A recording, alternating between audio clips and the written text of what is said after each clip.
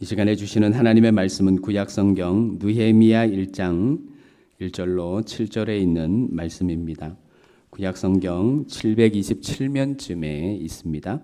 느헤미야 1장 1절로 7절에 있는 말씀을 제가 봉독해 드리겠습니다. 하가랴의 아들 느헤미야의 말이라.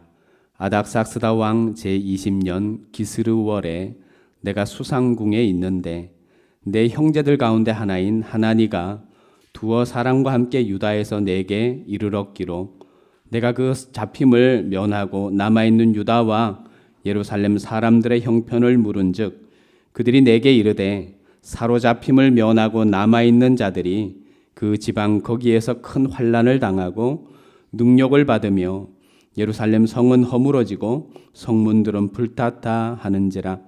내가 이 말을 듣고 앉아서 울고 수일 동안 슬퍼하며 하늘의 하나님 앞에 금식하며 기도하여 이르되 하늘의 하나님 여호와 크고 두려우신 하나님이여 주를 사랑하고 주의 계명을 지키는 자에게 언약을 지키시며 긍휼을 베푸시는 주여 간구하나이다. 이제 종이 주의 종들인 이스라엘 자손을 위하여 주야로 기도하오며 우리 이스라엘 자손이 주께 범죄한 죄들을 자복하오니 주는 귀를 기울이시며 눈을 여시사 종의 기도를 들으시옵소서. 나와 내 아버지의 집이 범죄하여 주를 향하여 크게 악을 행하여 주께서 주의 종 모세에게 명령하신 계명과 율례와 규례를 지키지 아니하였나이다. 아멘. 느헤미야의 신앙을 우리가 돌아보기를 원합니다. 하나님께서 시간을 허락해 주시면 느헤미야의 신앙을 우리가 돌아보고, 이 느헤미야는 52일 만에 바벨론 포로의 자리에서 고국으로 돌아와서 52일 만에 예루살렘 성벽 재건을 완성한 사람입니다. 믿음의 사람이죠. 그래서 성전 건축을 앞두고 있는 우리가 느헤미야의 신앙을 보면서 느헤미야가 과연 하나님 앞에 어떻게 거했기에 52일 만에, 완벽하지는 않습니다. 그런데 해파된 예루살렘 성벽을 재건하는 그런 일을 도모했을까 한번 생각해 보는 시간이 되었으면 좋겠습니다. 느헤미야가 하나님의 비전, 방법, 그 꿈, 그 하나님이 주시는 소명, 사명을 보는 그것을 우리가 눈여겨볼 필요가 있습니다. 느헤미야는 사실 선지자가 아닙니다. 느헤미야는 구약 성경에 보면 하나님께서 하나님의 뜻을 말씀하실 때 직접 명령할 때가 있어요. 모세를 찾아와서 모세야 너 거룩한 곳에 있다, 이렇게 해라. 하나님이 직접 가시떨기나무 불꽃 가운데서 이 모세에게 말씀하시죠. 근데 느헤미야에게는 이 느헤미야서를 보면요, 하나님이 말씀하셨다라는 구절이 나오지를 않습니다. 또 하나, 하나님은 때로는 구약 성경에 천사들을 보내요. 근데 느헤미야에게 천사를 보내서 말씀하지도 않으셨어요. 때로는 사무엘 선지자 같은 선지자를 다윗에게 보내서 기름 붓고 하나님의 뜻을 증거하는데 그런 모습도 느헤미야에게는 없어요. 꿈으로든지 환상으로든지 계시로든지 뭐 어떤 방법, 때로는 천사를 보내시는데 천사가 느헤미야를 찾아와서 하나님의 말씀을 전했다, 명령을 전했다, 하나님의 비전, 소명을 전했다라는 내용이 성경에는 없어요. 근데 오늘 이 느헤미야가 하나님이 자기 자신에게 주시는 그 비전, 소명을 보는 그 독특한 모습이 있습니다. 자, 오늘 본문 1절로 2절을 우리 다시 한번 읽어보겠습니다. 느헤미야 1장 1절로 2절입니다. 함께 읽겠습니다. 시작. 하가랴의 아들 느헤미야의 말이라. 아닥삭스다 왕 제20년 기스르롤에 내가 수상궁에 있는데 내 형제들 가운데 하나인 하나니가 두어 사람과 함께 유다에서 내게 이르렀기로 내가 그 사로잡힘을 면하고 남아있는 유다와 예루살렘 사람들의 형편을 물었다라고 이야기를 해요. 느헤미야는요, 하나님의 계시를 직접 받거나 천사를 통해, 선지자를 통해 받지는 않았지만 거룩한 관심이 느헤미야에게는 있었어요. 한번 따라해 볼까요? 거룩한 관심, 하나님의 마음입니다. 거룩한 관심이 있었어요. 여러분 이 1절 말씀에 보면 이 느헤미야는 수상궁에 머물렀다고 그랬어요. 바벨론 수상궁, 바사라는 나라예요. 이때는 이미 바벨론이 아니었어요. 바사, 페르시아의 수상궁에 머물렀어요. 이 수상궁에 살았던 사람이 누구예요? 에스더가 수상궁에 살았죠. 그 당시에 이 느헤미야가 머물던 수상궁이 어떤 곳이냐면 그 당시 전 세계 그 어느 곳에도 만날 수 없는 최고의 화려함, 최고의 풍부함, 넉넉함, 편안함, 안전함이 보장된 곳이 수상궁이었어요. 그리고 여러분, 이 느헤미야는 노예, 포로 노예 이민 3세였어요. 이 말은 느헤미야는 단 한 번도 예루살렘 성을 방문해 보거나 자기 두 눈으로 직접 본 일이 있어요, 없어요? 없어요. 사람이 눈으로 보는 것과 보지 못하는 것은 대단한 차이가 있습니다.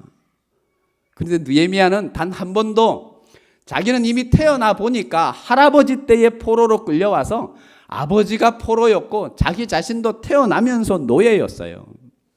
근데 이 바사 왕국의 정책이 어떤 것이냐면 능력이 있으면 노예라도 등용을 해요.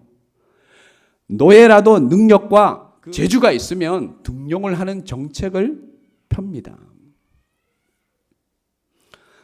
거기에 이 느헤미야가 등용이 되죠. 태어나 보니까 노예였어요. 여기 2절 말씀에 나오는 하나니가 누구냐 하면 이 느헤미야 7장 2절에 보면 하나니에 대해서 나와요. 느헤미야의 동생입니다. 동생이 예루살렘을 방문하고 예루살렘의 형편을 들어요. 이 다녀온 하나니와 몇 사람이 이렇게 이야기합니다. 그들이 내게 이르되 사로잡힘을 면하고 남아있는 자들이 그 지방 거기에서 첫째 큰 환난을 당하고 능력을 받으며 예루살렘 성은 허물어지고 성문들은 불탔다고 이야기해요. 한 번도 본 일이 없어요. 수상궁의 화려함과 세상 부귀영화 권력 권세가 다 있는 곳에서 풍부함을 누리고 있어요. 그런데 느헤미야가 그 소식, 예루살렘 성 단 한 번도 가보지 못하고 우리 조상들이 살았던 땅인데 내가 지금 거하는 땅이 아닌데 그 소식을 듣자마자 마음이 동해요. 그리고 금식하고 기도하고 울고 슬퍼해요. 여러분, 거룩한 관심은요, 하나님의 비전, 하나님의 꿈, 하나님의 사명을 던져주는 하나님의 방편일 수 있어요. 한국전쟁 당시에 종군 기자 한 분이 전쟁 고아들의 사진을 이렇게 몇 장을 찍습니다. 그리고 미국으로 돌아가서 상류사회 신앙인들도 뭐 이렇게 중류분들이 모이고 신앙 공동체인데 상류사회에 신앙인들이 모이는 사교 모임에 그 종군 기자가 찍은 그 전쟁 고아들의 사진을 이렇게 나열을 합니다. 거기 한 부부가, 다른 사람들은 다 그냥 지나가는데 한 부부가 그 모습을 보고 마음이 동해요. 거룩한 관심이 생기는 거예요. 그리고 지갑을 다 엽니다. 그 당시에 사업을 하고 유산이 있었고 돈이 많았기 때문에 꽤 큰 금액, 지갑에 있는 모든 돈을 기부를 해요. 그리고 이 부부가 집으로 가죠. 근데 집에 갔는데 잠이 안 오는 거예요. 계속해서 그 사진 속에 전쟁고아 아이들이 생각이 나는 거예요. 안 되겠다. 한국으로 직접 돈이 있으니까 그 당시에 항공편으로 한국으로 넘어와요. 그리고 아이들 한 4명을 입양을 해서 미국으로 데려가죠. 그래도 애들의 그 눈빛이 선한 거예요. 다시 한국으로 와요. 두 번째는 4명의 아이들을 입양하고 두 번째 와서 20명을 더 데려갑니다. 입양을 해서 자기 자식으로 입양을 해서 데려가요. 대단한 물질입니다. 20명의 아이들을 입양을 해서 항공편으로 해서 그 당시에 여권을 다 만들고 미국으로 데려가는 게 쉽지 않습니다.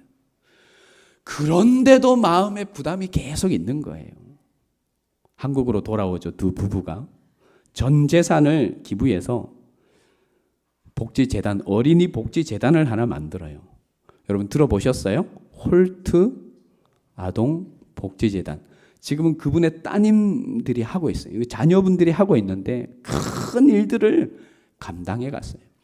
때로는 하나님이 우리에게 하나님의 소명, 비전 얼마나 좋아요.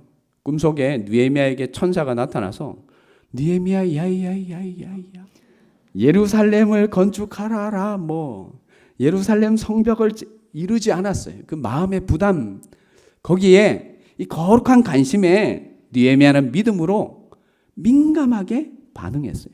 그것이 하나님의 소명일 수 있습니다. 늙은이를 볼 때, 선교사를 볼 때, 아픈 부위 상처받은 사람들을 볼 때 우리가 마음이 이렇게 거룩한 관심이 생기는 것이 그것이 하나님의 소명일 수 있어요. 빌립보서 2장 13절 말씀이 그렇게 이야기하죠. 너희 안에 행하시는 이는 하나님이시니 너희 안에 행하시는 이는 하나님이시니 그분의 기쁘신 뜻을 위하여 너희에게 생각, 소원, 그 생각, 마음을 두고 그 일을 행하게 하신다라고 이야기를 하셔요. 느헤미야는 하나님의 소명을 볼 때에 그 거룩한 관심, 그것에 집중해서 민감하게 반응하는 모습을 볼 수가 있어요. 또 하나 하나님의 사명을 우리가 컨택하고 또 알아보는 중요한 방법 중에 하나는요. 하나님이 더 주신 거 있죠. 남보다 더 주신 것, 더 받은 축복이 소명일 수 있어요. 오늘 본문을 지나서 11절 말씀을 같이 한번 읽어보겠습니다. 느헤미야 1장 오늘 본문을 지나서 11절을 같이 읽겠습니다. 시작. 주여 구하오니 귀를 기울이사 종의 기도와 주의 이름을 경외하기를 기뻐하는 종들의 기도를 들으시고 오늘 종이 형통하여 이 사람들 앞에서 은혜를 입게 하옵소서 하였나니 그때 내가 왕의 술관원이 되었느니라. 느헤미야가 하나님의 사명 소명을 감당하는 예루살렘 그 해파된 성을 재건할 수 있었던 것은 이 느헤미야는요 하나님으로부터 더 받은 것이 있었어요. 그 당시에 이스라엘 백성들 다른 백성들보다 더 받은 것 그것이 뭐예요? 술 맡은 관원장이었어요. 여러분 역사적인 자료를 보면요 아닥삭스다 왕의 아버지가 독사를 당해 죽었어요. 이 느헤미야가 섬기고 있는 왕의 아버지 아닥삭스다 왕의 아버지 왕이 그 황제가 독사를 당했어요. 음료를 마시다 술을 마시다가 죽었어요. 그런데 이 느헤미야가 아닥삭스다 왕의 술 맡은 관원장이에요. 이 술 맡은 관원장은 최고의 신하 중에 가장 총애를 받는 사람만이 그 자리에 설 수가 있어요. 술자리에 왕을 대면할 수 있어요. 함께 술을 둘 수가 있어요. 그런 자리에 느헤미야는 섰어요. 역사학자들은 그런 이야기를 해요. 느헤미야는 아닥삭스다 왕의 경호원이었을 가능성이 많다. 술을 함께 들고 가장 측근에서 가장 총애를 받는 가장 왕이 아끼고 믿어주는 신하 중에 한 명이 바로 느헤미야였다라는 거예요. 하나님으로부터 더 받은 것 그것 때문에 느헤미야가 52일 만에 성벽 재건의 1차를 완료할 수가 있었습니다. 보스턴의 한 병원, 그 보스턴 병원에 아동 보호시설이 있습니다. 거기에 앤이라는 아이가 보호시설에 들어오게 돼요. 남동생 한 명하고 거기에 들어옵니다. 이 앤이라는 아이는 아버지가 알코올 중독자였어요. 그리고 실제로 어머니가 아버지의 폭력에 맞아서 폭력 때문에 어머니가 죽었어요. 앤은 어릴 때 아버지가 어머니를 때려서 죽이는 그 모습을 어린 나이에 보게 됩니다. 그리고 아동보호시설에 하나뿐인 핏줄이라고 하는 남동생하고 같이 들어왔는데 남동생이 아동보호시설에서 한 2달이 지나서 죽게 됩니다. 그 충격으로 정신병에 걸리게 돼요. 자해를 하고요. 개성을 지르고, 그래서 정신병 판명이 이렇게 납니다. 회복 불가 판정을 의사 선생님들이 내려요. 독방에 새창살에 이 앤이라는 아이가 갇히게 돼요. 그때 로라라는 할머니, 간호사 출신의 로라라는 할머니가 아주 신실한 크리스찬인데 병원에 들렸다가 병원에 봉사활동을 합니다. 그때 독방에 갇혀있는 앤을 발견하게 돼요. 다른 사람은 앤을 담당할 수도 없고 관리할 수도 없고 옆에 있을 수도 없는데 로라라는 할머니는요, 간호사 출신이었기 때문에 그 자격이 됩니다. 병원이 다 포기했습니다. 어느 누구도 돌보지 않습니다. 그냥 병원에서 기본적으로 해줄 수 있는 것만 이 앤이라는 어린 아이에게 해줍니다. 동생이 죽어버렸어요. 그 충격으로 또 이 앤이라는 아이는 트라코마라는 바이러스에 감염이 되었어요. 트라코마라는 이 바이러스가 눈이 점점 실명되는 바이러스래요. 그래서 눈이 점점 어두워져 갑니다. 이 로라라는 할머니가 간호사 출신이고 신실한 크리스찬이었기 때문에 앤이라는 아이를 딱 보면서 내가 이 아이를 감당해야 되겠다. 하나의 자격이 있었어요. 하나님이 다른 사람보다 더 준 것이 있었어요. 자기는 간호사 출신이었어요. 앤에게 가서 동화책을 읽어주기 시작합니다. 얘가 자해를 합니다. 개성을 지릅니다. 물건을 집어 던집니다. 계속해서 이 로라라는 할머니가 앤이라는 아이에게 동화책을 읽어주고 성경책을 읽어주고 성경책을 읽어주고 동화책을 읽어주기 시작합니다. 2년 만에 이 앤이라는 아이가 정신병원의 의사가 완전 회복이라고 판명을 해요. 그런데 눈은 실명이 됩니다. 또 하나의 아픔은 눈이 실명이 되어요. 그리고 파킨스 시각장애학교에 이 앤이라는 아이가 들어가게 됩니다. 파킨스 시각장애학교에 들어가면서 로라라는 할머니가 소천을 해요. 눈이 멀죠? 그렇게 아껴주던 자기를 회복시켰던 로라라는 할머니가 하나님의 부름을 받아요. 근데 이 앤이 거기서 아주 유명한 말을 합니다. 지어낸 말도 아니고 아주 유명한 미국 사람이란 누구나 알고 있는 말을 합니다. 로라 할머니가 남들이 다 걱정하고 있을 때 이 앤이 이렇게 이야기합니다. 로라 할머니가 남겨준 희망을 저는 살 거예요. 로라 할머니가 내게 남겨준 희망을 나는 산다고 이야기를 합니다. 그리고 이 파킨스 시각장애학교에 수석 졸업을 해요. 근데 그 중간에 방송국에서 모금을 해서 개안 수술을 해주죠. 시력이 완전히 회복되지는 않지만 시력을 되찾는 그런 기쁨을 또 맞이합니다. 수석 졸업을 하고 나중에 자기 개안 수술을 도와줬던 그 방송국에 다니면서 봉사활동을 하고 거기서 일을 하는데 광고를 하나 봐요. 듣지도 못하고 말하지도 못하고 보지도 못하는 어떤 어린아이가 돌봐줄 사람을 기다리고 있다. 그것을 이 앤 설리반이라는 이분이 그걸 딱 보게 돼요. 다 말리죠. 내가 저기 가야겠다 그러니까 친구들이 너 안 된다. 소망이 없다, 희망이 없다라고 이야기를 해요. 나는 간다. 앤이 왜 갈까요? 앤 설리반 이 선생님이 왜 그 아이, 보지도 듣지도 말하지도 못하는 그 아이에게 희망을 갖고 갈까요? 자기도 희망이 없었거든요. 그런데 로라 할머니가 희망을 던져줬어요. 그리고 친구들에게 그렇게 말했대요. 나에게 희망을 던져준 로라 할머니가 있듯이 나도 저 아이에게 가야 될 이유가 하나 있다고.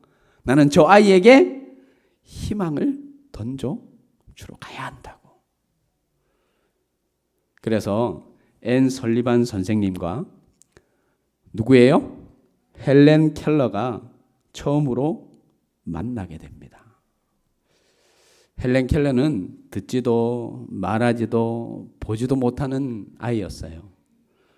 그런데 하버드대에 들어갔습니다. 장애인 최초로 박사학위를 받았어요. 학사학위, 석사학위, 박사학위를 받았어요. 그리고 이 헬렌 켈러가 나중에 쓴 내가 3일만 볼 수 있다면 그 책이 있어요. 한국어로도 번역이 되었는데 내가 3일만 볼 수 있다면 그 책의 내용 중에 이런 내용이 있습니다. 하나님이 나를 3일만 볼 수 있도록 해준다면 첫째 날 나를 가르쳐준 설리반 선생님의 얼굴을 꼭 보고 싶다. 그 설리반 선생님과 내 눈을 마주치고 이야기하고 싶다. 그렇게 첫째 날을 다 보내고 싶다라고 이야기를 해요. 그리고 헬렌 켈러가 3일째 되는 날은 이런 이야기를 하죠. 내게 3일 동안 세상을 볼 수 있도록 해주신 하나님께 하루 종일 감사의 기도를 드리겠다라고 이야기를 합니다.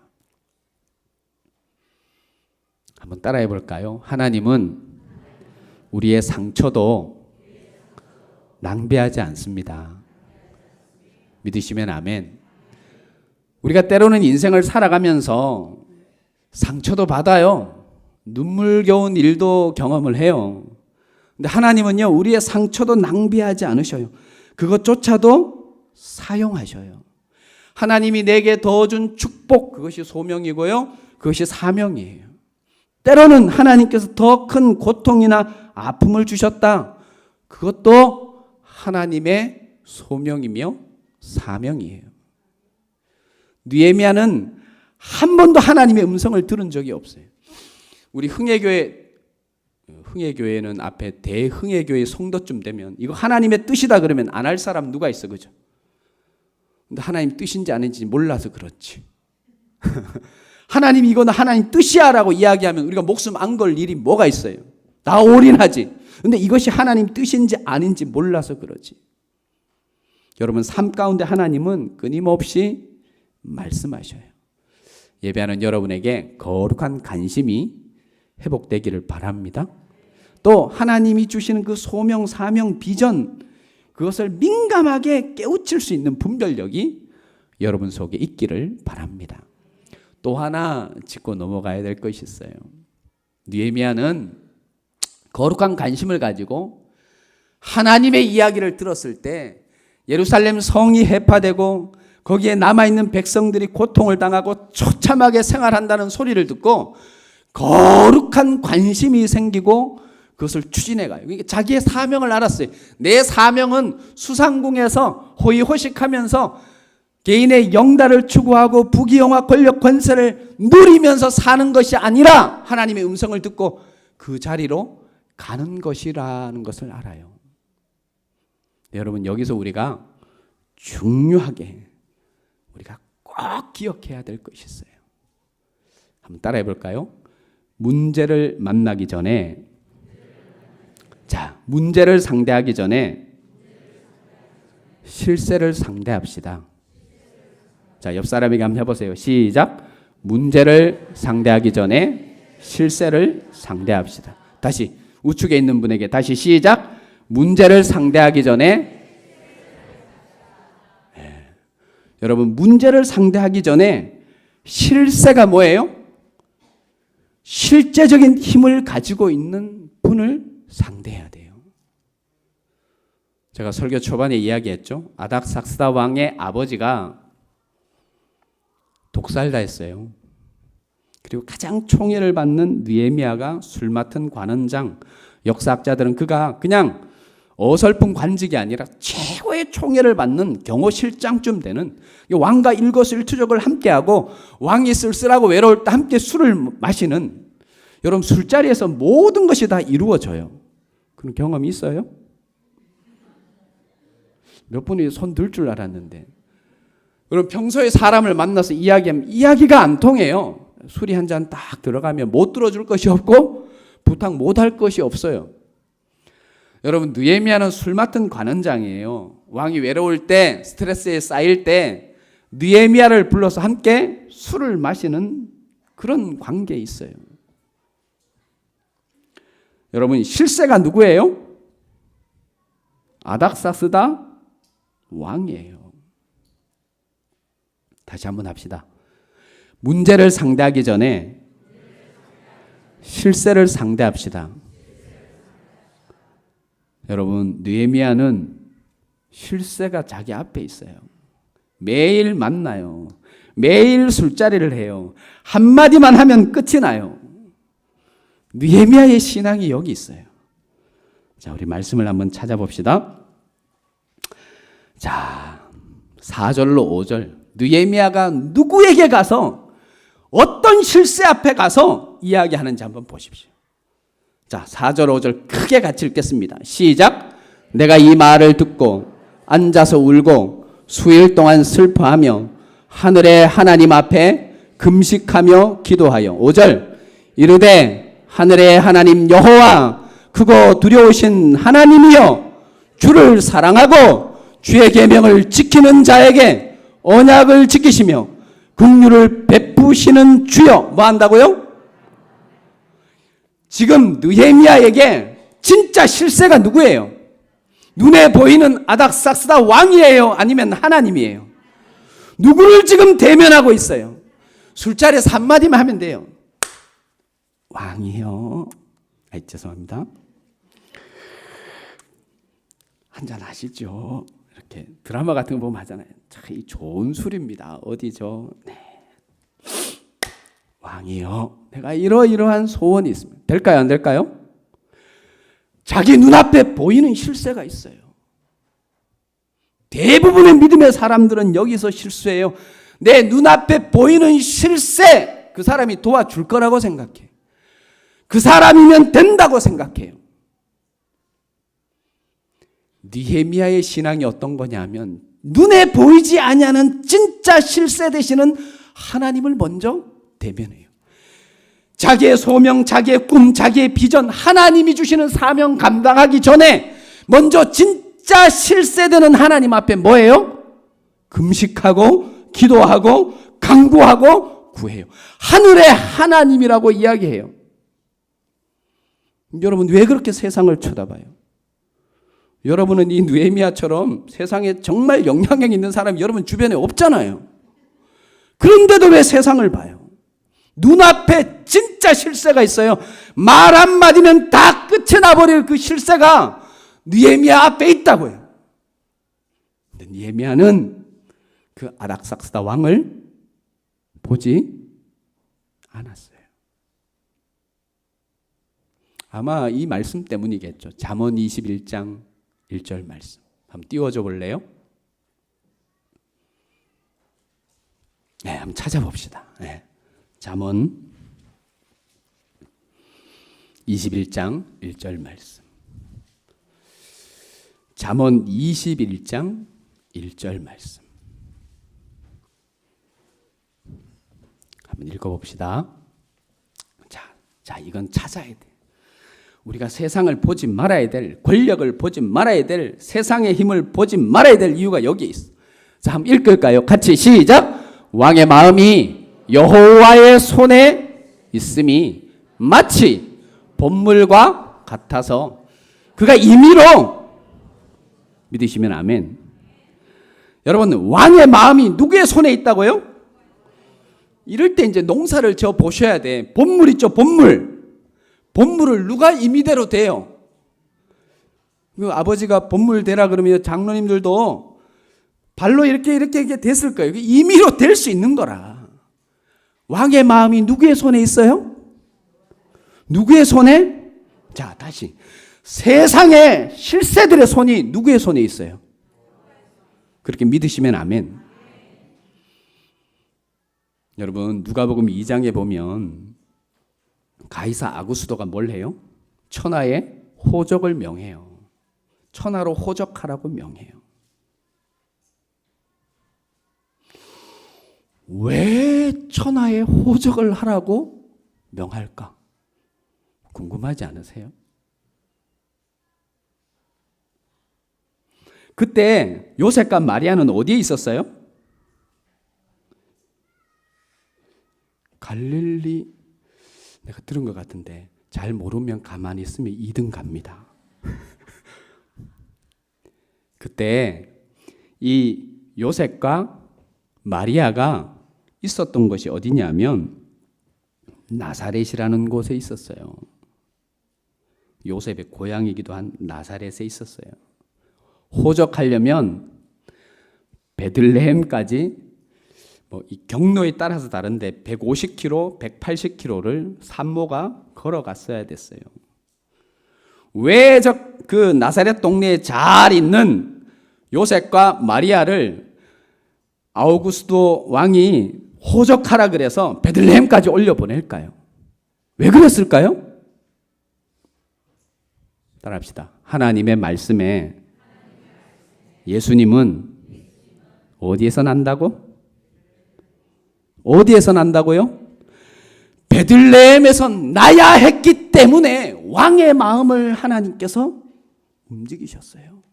세상이 다 움직이는 것 같은데, 세상이 왕의 언명에 움직여지는 것 같은데 하나님의 역사의 손길에 움직여지고 있다는 것을 여러분 아셔야 돼요. 바사의 페르시아의 고레스, 그 정신 나간 왕이에요. 노예, 포로, 그 종들이 어떤 거예요? 나라의 국고예요. 재산이에요. 나라의 풍요예요. 안전이에요. 나라가 풍요하고 안전하려면 노예들이 있어야 돼요. 고레스가 그걸 몰랐을까요? 고레스가 왕으로 등극하면서 제일 먼저 한 것이 뭐예요?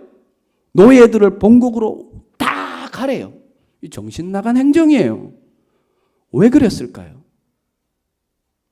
왜 고레스가, 성경은 그렇게 이야기하죠. 나의 종 고레스라 그래요. 아니, 고레스는 천하를 호령하는 왕인데 바벨론을 무찌른 파사, 이 페르시아의 왕인데 하나님은 나의 종 고레스라 그래요. 고레스가 어떤 일을 해요? 왜 포로들을 다 본국으로 보내요? 왜 그랬을까요? 따라합시다. 하나님의 말씀에 70년이 지나면 너희가 돌아가리라. 예언이 되어 있어요. 하나님의 말씀이 너희가 포로가 되어서 70년이 되면 본국으로 돌아간다. 그 70년이 돌아왔기 때문에 하나님께서 누구의 마음을 움직여요? 고레스의 마음을 움직여요.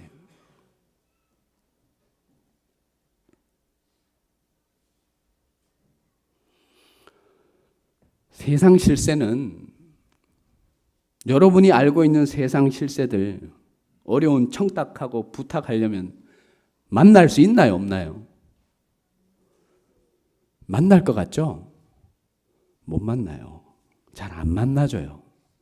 우리가 알고 있는 그 실세들도 우리는 안 만나주지만 그 사람들이 알고 있는 실세를 만나기 쉬울까요? 어려울까요?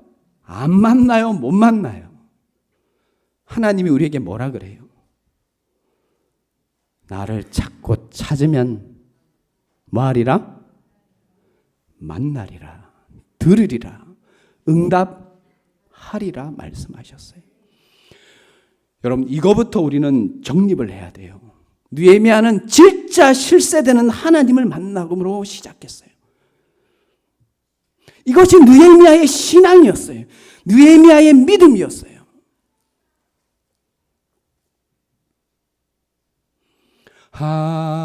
하나님은 우리의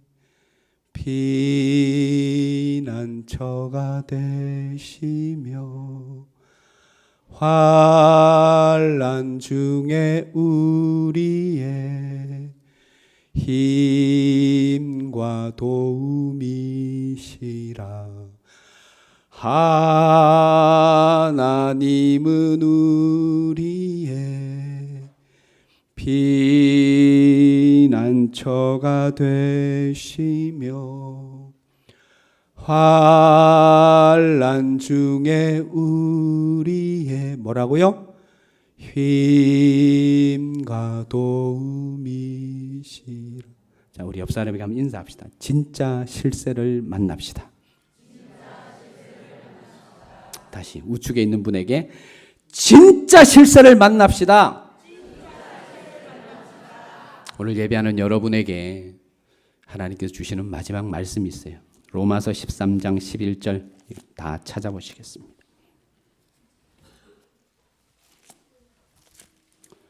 로마서 13장 11절.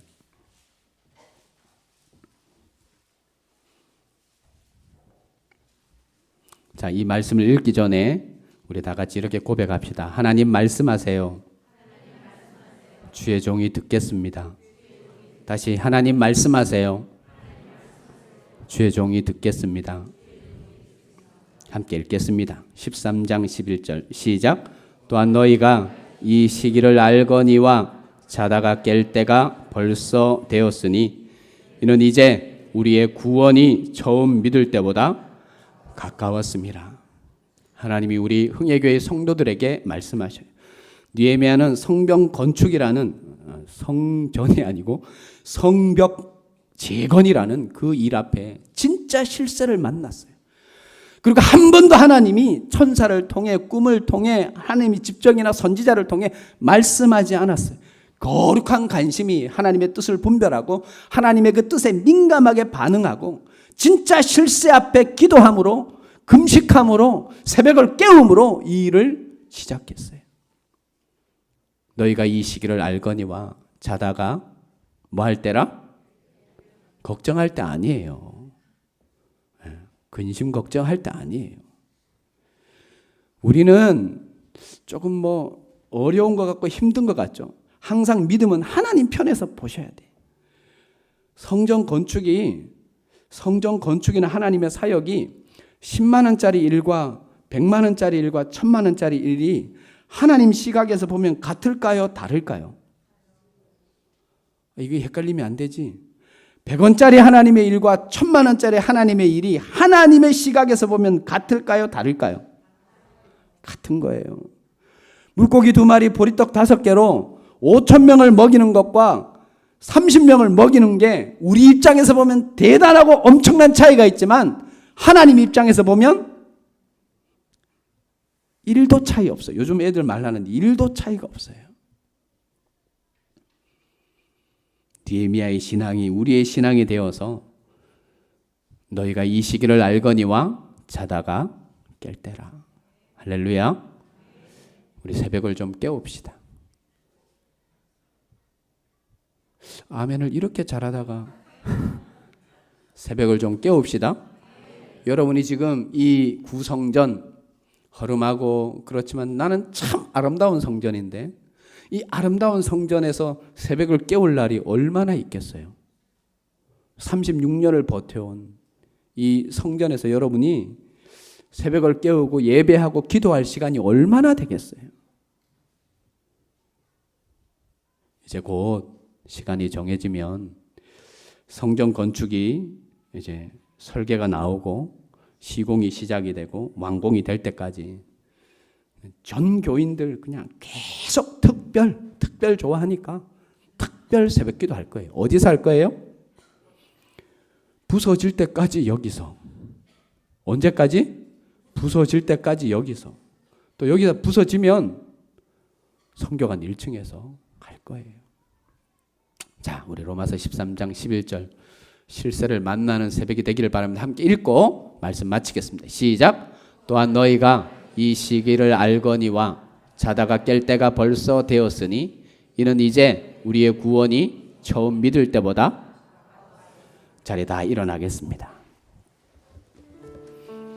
우리 한번 기도하겠습니다. 하나님, 내가 세상을 너무 봤습니다.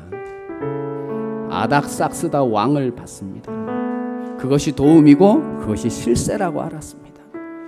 나의 진급, 나의 출세, 나의 성공, 나의 어떤 세상적인 욕심, 야망을 이끌어가는데 세상이 나의 도움이라고 생각했습니다.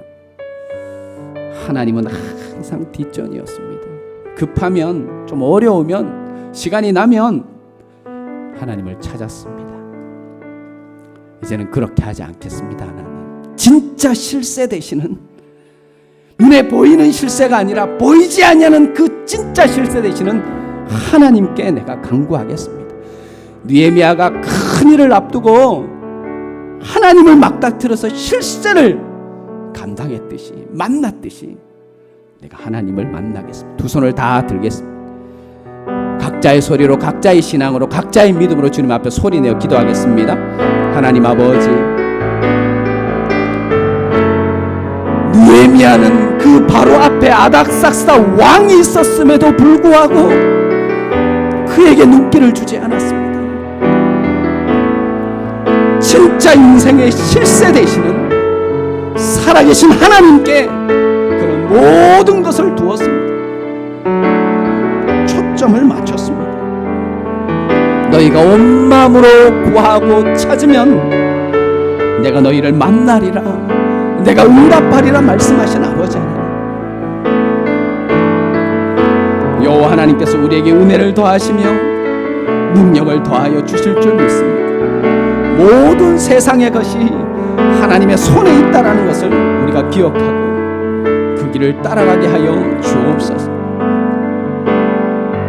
잠잘 때가 아니라 깨어야 될 때라고 하나님 말씀하셨습니다. 깨어 주님 앞에 기도하는, 새벽을 깨우는 능력의 사람들이 되게 하여 주옵소서.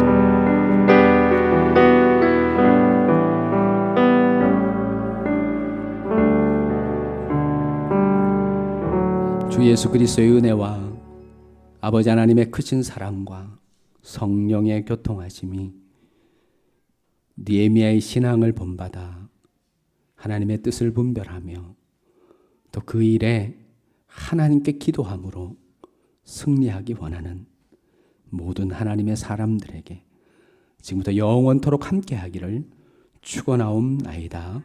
아멘.